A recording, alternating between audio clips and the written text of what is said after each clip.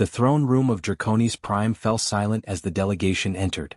Queen Thessera watched from her elevated seat, her golden scales catching the light of a dozen suns streaming through the crystal dome above.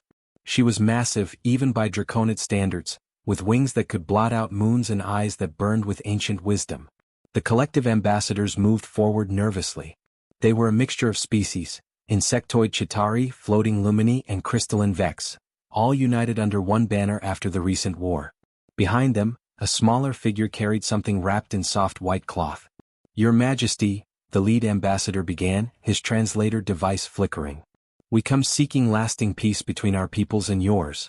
Thessara's tail swept across the marble floor with a sound like distant thunder. "The war ended 6 months ago. We agreed to terms. Why disturb my court now?" The ambassador gestured, and the smaller figure stepped forward. It pulled back the cloth to reveal a human infant, no more than a few months old. The baby had dark hair and surprisingly calm brown eyes that seemed to study everything around him. A collective gasp echoed through the throne room. Draconid nobles hissed and shifted uncomfortably. Humans were legendary warriors, the species that had nearly brought the entire collective to ruin before the Draconids intervened. "This child," the ambassador continued quickly, "is the son of Commander Marcus Chin, the human who led their forces. Both his parents died in the final battle. We offer him to you as a symbol of trust. Raise him among your people. Let him be proof that even humans can learn civilized ways." High Chancellor Vortex, a scarred black dragon to Thessara's right, leaned forward. "Your Majesty, this is madness. Humans are dangerous. This creature will grow to betray us." But Thessera was no longer listening to her chancellor. She had descended from her throne and approached the infant. The baby looked up at her towering form without fear. Most creatures cowered before a Draconid queen. This tiny human simply reached out his small hand toward her massive clawed finger. "Bold little thing," Thessera murmured. She extended one claw carefully. The baby grasped it with surprising strength for something so small. "Your Majesty, please reconsider," Vortex insisted. "Humans are clever and ruthless. We know nothing about raising one." Thessera lifted the baby gently, cradling him in her enormous palm. The child made a soft cooing sound and touched her scales with curiosity rather than terror. Something stirred in the ancient queen's heart, a feeling she had not experienced since her own children were young. "I have raised warriors and scholars," she said firmly. "I have guided my empire through wars and peace. I believe I can manage one small human." "But why?" Vortex demanded. "Why take this risk?" The queen looked down at the infant in her palm. "Because he has no choice in what he is or where he came from. Because showing mercy to the defenseless is what separates civilization from chaos. And because—" She paused, meeting the baby's fearless gaze. "I am curious. If humans are truly as adaptable and strong as legends say, then perhaps he will surprise us all." She turned to address her court. "This child will be raised as my own. He will receive the education of a prince, the training of a warrior, and the protection of the royal house. Let it be known throughout the empire, anyone who harms him answers to me." The collective ambassadors looked relieved. The Draconid nobles looked horrified. But Thessera ignored them all. She carried the baby toward her private chambers, already thinking of names. "You will need a name worthy of both your heritage and your new home," she said softly to the infant. "I will call you Kale. It means fierce spirit, in the old tongue. Let us see if you live up to it, little one." The baby grabbed her claw again and yawned, completely unconcerned about becoming a prince of dragons. Thessera felt herself smile, a rare expression for the stern queen. Perhaps this strange little human would indeed surprise them all. 12 years had passed since the human baby arrived at the palace. Kale stood in the training yard, sweat dripping down his face as he faced his opponent. Prince Draken, a young Draconid noble 3 times his size, circled him with a confident smirk. "Give up, little human," Draken taunted. "You cannot win against real strength." Kale wiped his forehead and adjusted his grip on the training staff. He had heard these words countless times before. Being the smallest in every class, the weakest in every contest, had taught him one important lesson: never fight the way they expected. When Draken charged forward with his superior speed and power, Kale did not try to block. Instead, he dropped low and rolled sideways. The young dragon's momentum carried him past, and Kale swung his staff at the back of Draken's knee. The Draconid stumbled and fell with a heavy crash. "Clever trick," Draken growled, getting back up. "But tricks will not save you forever. Master Kryn, the weapons instructor, watched from the edge of the training ground. His old eyes studied every movement. After another 10 minutes of combat, he finally called the match. Enough. Draken, you rely too much on strength. Kale, good work using your opponent's size against him. Draken stomped away, muttering angrily. Kale gathered his practice weapons, his arms aching. Being human in a world of dragons meant constant pain and constant adaptation. Walk with me, young prince, Master Kryn said quietly. They moved through the palace gardens where exotic plants from 100 worlds grew in careful arrangements. Kale loved this place. Here, at least, size did not matter so much. You fight well, Kryn said. Better than when you first picked up a weapon. But I see frustration in your eyes. Kale sighed. I train twice as hard as anyone else and still finish last in strength tests. I study longer and barely keep up. How can I ever be a real prince when I am so different? Different does not mean lesser, a familiar voice spoke from above. Queen Thessera descended from the sky, her golden wings creating powerful gusts of wind as she landed. Even after 12 years, Kale still marveled at her majesty. Mother, he bowed respectfully. I watched your match, she said, settling her massive form beside him. Draken has strength but no wisdom. You have something more valuable, you think before you act. But I will never breathe fire or fly or have scales to protect me, Kale said quietly. The other nobles laugh at me. They say I am your pet project, not a real prince. Thessara's eyes flashed dangerously. Those who mock you are fools. Come, I want to show you something. She led him to the royal archives, a vast library filled with the empire's history. She pulled out an ancient crystal that projected images in the air. Watch, she commanded. The images showed a small creature facing a massive predator on an alien world. The creature was quick and clever, using tools and traps. It survived where larger, stronger beasts failed. That creature, Thessera explained, is called a human. Your species conquered hundreds of worlds not through strength, but through adaptation and intelligence. During the war, one human commander defeated forces 10 times his size using strategy. That commander was your father. Kale stared at the images with new understanding. You can endure temperatures that would kill young draconids, his mother continued. You heal quickly from injuries. You solve problems in ways we never imagine. These are your strengths, Kale. Stop trying to be a dragon. Be the best human you can be. At that moment, Princess Syra burst into the archives. She was Thessara's daughter and Kale's closest friend despite being twice his size. There you are, she exclaimed. Kale ignored Draken. He is just jealous because you beat him again. Come on, I want to show you the new starship designs. I bet you will see things the engineers missed. Kale looked at his sister's genuine smile, then at his mother's proud expression. Maybe being different was not such a terrible thing after all. Thank you, mother, he said softly. Thessera touched his head gently with one massive claw.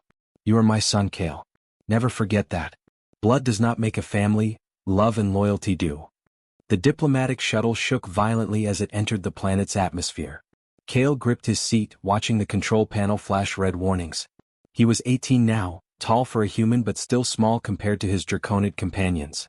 This was supposed to be a simple mission to inspect mining operations on the frontier world of Haven's Edge. Engine failure, the pilot announced calmly. Brace for emergency landing. The shuttle hit the ground hard, skidding across rocky terrain before finally stopping. Kale unbuckled quickly, checking on the crew. The pilot had a broken arm, but everyone was alive. They were lucky. Send a distress signal, Kale ordered. Help will come, but it might take days. He grabbed a survival pack and stepped outside. The landscape was harsh but beautiful, with red rocks and strange purple vegetation. In the distance he saw lights. A settlement. I will go ask for help, Kale said. Stay with the ship. The walk took 2 hours. As he approached the settlement, he realized something strange. The buildings were human-style constructs, simple and efficient. He had seen such designs in historical records but never in person. His heart beat faster. This was a human colony. At the settlement entrance, armed guards spotted him and raised their weapons. Stop right there. Identify yourself. My name is Kale. I am from the Draconid Diplomatic Corps. My ship crashed and I need assistance. The guards looked at each other with confusion and suspicion. You are human but you serve the dragons? Are you a prisoner? A slave? No, Kale said, surprised by the question. It is complicated. They brought him to the settlement leader, a woman named Captain Rosa Chen. When she heard his full name, her eyes widened. Kale Chin? Any relation to Commander Marcus Chin? He was my biological father, Kale admitted. I never knew him. I was raised by Queen Thessera of the Draconid Empire. The room erupted in angry voices. The dragons took you as a hostage, someone shouted. They brainwashed you, another added. Captain Rosa raised her hand for silence. Let him speak. Over the next few hours, Kale explained his story. The humans listened with mixed reactions, anger, pity, and confusion. A young engineer named Mira brought him food and water. This must be strange for you, Mira said kindly. Being among your own kind for the first time. You are not my kind, Kale replied automatically. Then he stopped, realizing how that sounded. I have lived with draconids my whole life. I do not know human ways. Mira smiled sadly. Maybe we can teach you. Over the next 3 days while waiting for rescue, Mira showed Kale around the colony. He experienced things he had never imagined. Humans gathered to share meals and stories, their voices loud and their laughter frequent. They touched each other casually, hugs, handshakes, pats on shoulders. Draconids rarely showed such open affection. Mira played music for him, something called jazz. The sounds were chaotic and emotional in ways that Draconid ceremonial music never was. She showed him paintings created not for historical record but simply for beauty and feeling. Why do humans do all this? Kale asked, genuinely puzzled. Because life is not just about duty and honor, Mira explained. It is about joy, connection, and expressing what is inside us. Did the dragons never teach you that? Kale thought about his life. He loved his mother and sister deeply. But the Draconid court was formal, structured, controlled. Emotions were considered weaknesses to be managed, not celebrated. One evening, Captain Rosa showed him a memorial wall with photos of those lost in the war. There, he saw his biological parents for the first time. His father looked stern and strong.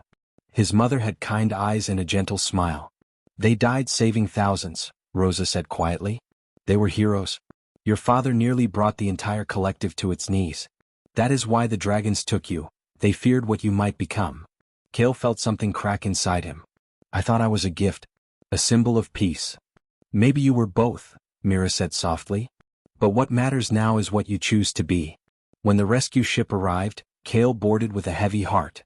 He looked back at Mira and the human settlement, feeling pulled between two worlds. He was Draconid royalty raised with honor and discipline.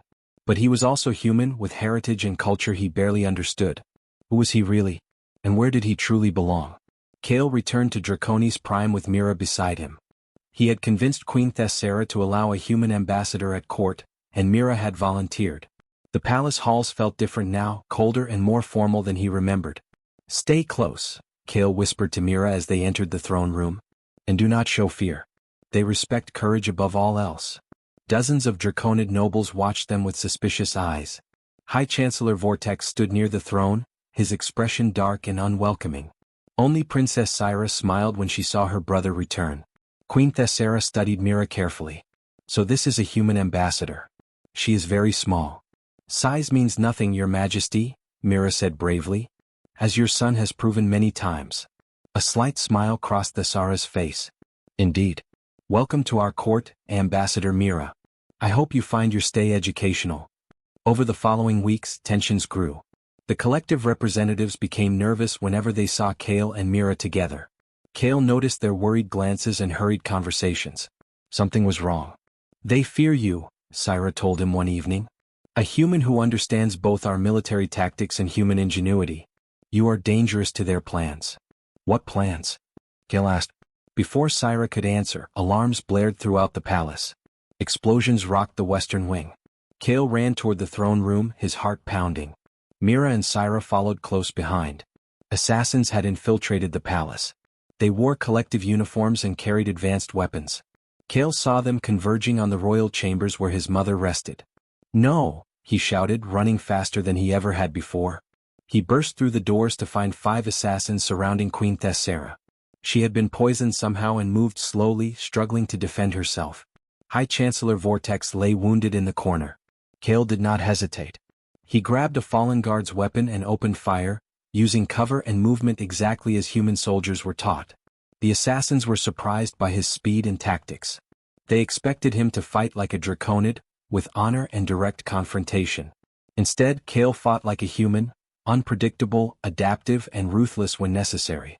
Syra burst in with palace guards, her fire breath incinerating 2 assassins. Mira dragged Vortex to safety while Kale protected his mother.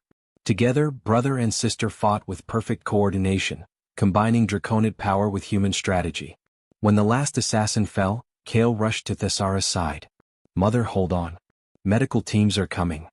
"My brave son," she whispered weakly. "You saved me." The palace medics arrived and began treatment.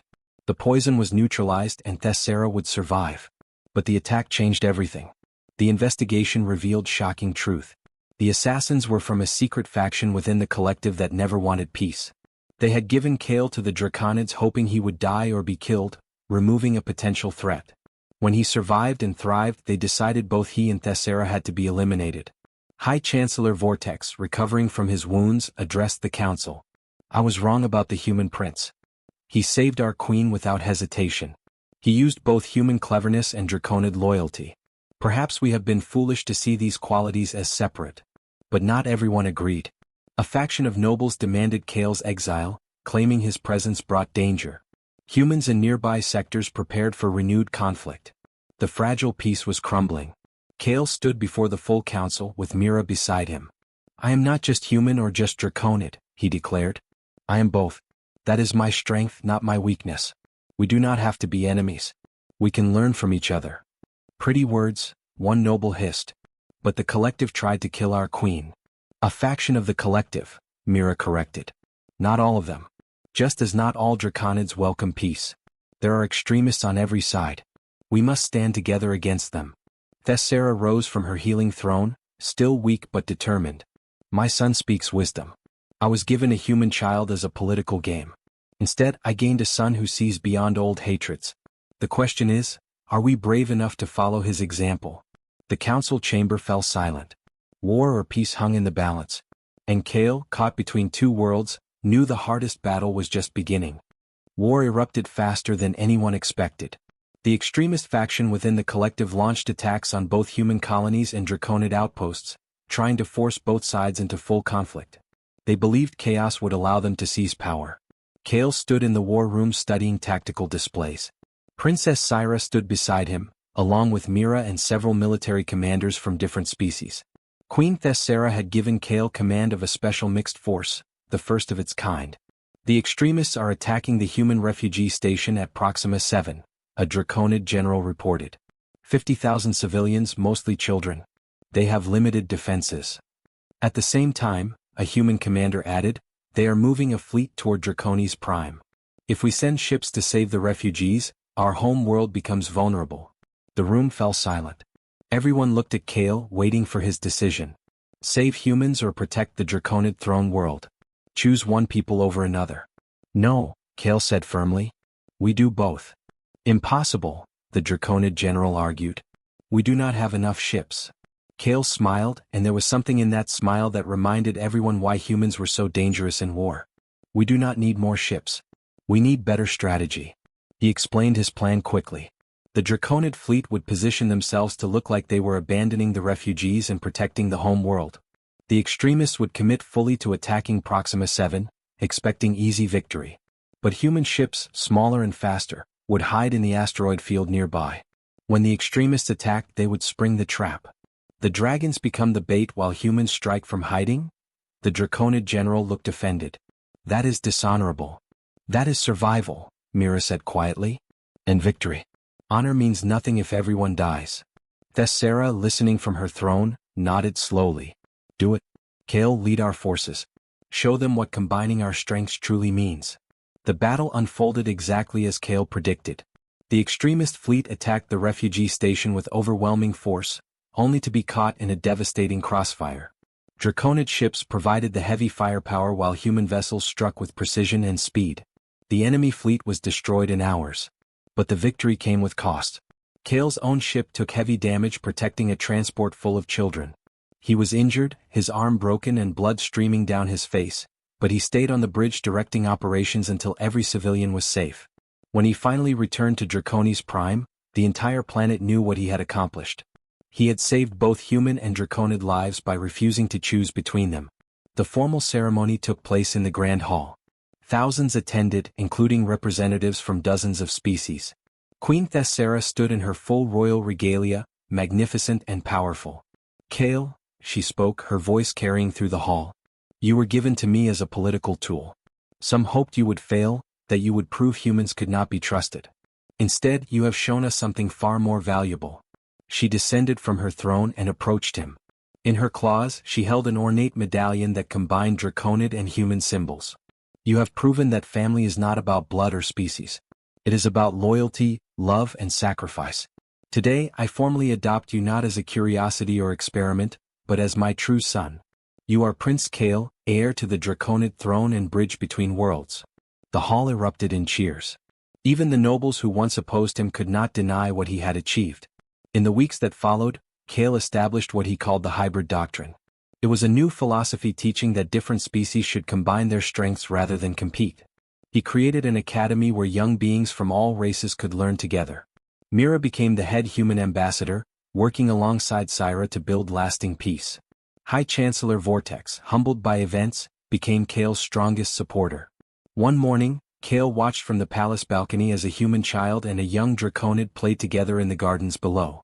They laughed without fear or prejudice, seeing only friends not enemies. Queen Thessera joined him, placing her massive claw gently on his shoulder. "You have given us something precious, my son. Hope for a better future." "We built it together, mother," Kale replied. "That is the real lesson. Alone we are strong. Together we are unstoppable."